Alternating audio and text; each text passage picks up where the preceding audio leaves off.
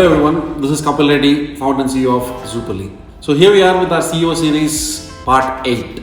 I hope you enjoyed the previous videos. If not, please do check it out. I think we're trying to spread awareness around lifelong learning, productivity and some good habits to become a productive lifelong learner. That's exactly our intention, and in fact, if you don't know what Zoopoli is all about, we are trying to create a single unified learning space for all your learning and productivity needs. We want to give you one space so that you know that you go and learn and become a much more efficient and productive learner. Our simple goal is to make you an efficient learner, and we are trying to build all those tools which will help you to achieve that. So please do check it out, and we definitely hope you will like it. We've come a long way. We are shipping features at a rapid pace, and all thanks to the incredible feedback which we've been getting from our users from day one. So in fact, some of the solutions we developed were purely based on the user interactions and the user feedback which we received. So we hope you really enjoy it. At the same time, please do let us know if you want us to build some other feature which will help you to become a more efficient and productive learner. All we want is for you to focus on learning so that rest of the hard work and hard lifting is done by Zoopoli. And very soon, we're 100% going to achieve it. Jumping into the topic for today, we want to talk about bias for action. To bookmark this, or I want to do that, I want to do this. And in this process, we kind of end up bookmarking a lot, reading a lot of articles, or we just want to be something which is good to think about, but we're not taking any action for it. And that's where I think the true gap exists. Simply put, there is a lot of difference between wanting to do something and actually doing something. Today we want to discuss about that bias for action, and why is it that there is such a massive gap in taking action on something. Simply put, there are certain principles which we need to start with, and a lot of us are probably, first we talk about first principles. Simply put, first principles is something with which you actually fundamentally start. I think that forms the crux of how exactly you can take your action, so that it actually makes some sense and much more meaningful. Simply put, for example, let's say before you start to play cricket, or maybe you want to be a good batsman, the fundamental, the first principle you need to get right is the grip, the way you carry your bat. I think that decides the trajectory, the motion and your whole posture, which will make you a better batsman.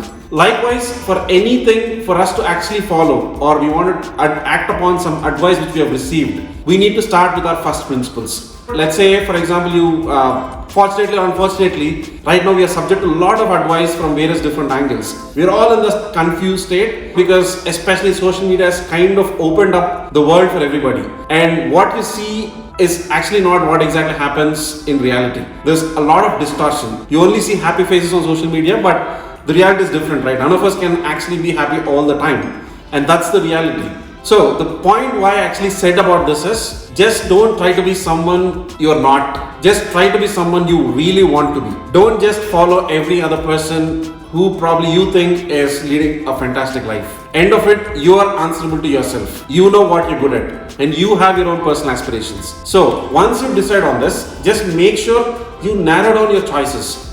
Because as I told, given the choice or time, everybody wants to become everything. But if you actually start doing it, you'll become nothing. And that's the hard reality.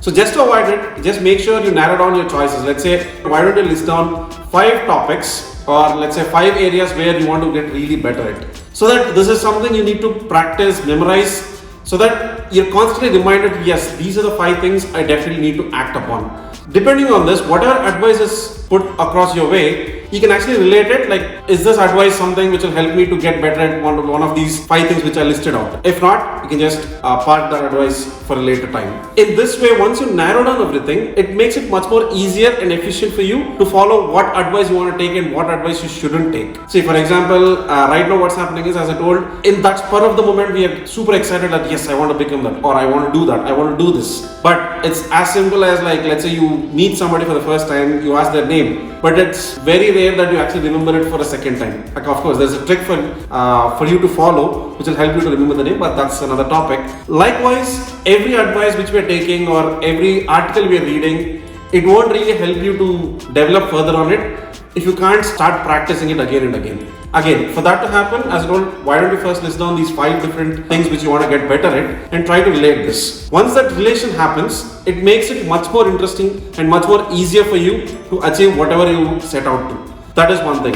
Again, the reason why I'm telling advisors won't work for everybody is, simply put, the whole idea of all this is that bias to action is very, very important. Or else you'll just end up having hundreds of bookmarks, hundreds of articles, hundreds of courses, all just lying around. And that is something we need to change. Going forward, as I told you, every learner is going to be a lifelong learner. Simply put, we cannot stop learning. Unless you have the curiosity, you're just stuck at wherever you are or whatever you are. But that's not how you evolve, right?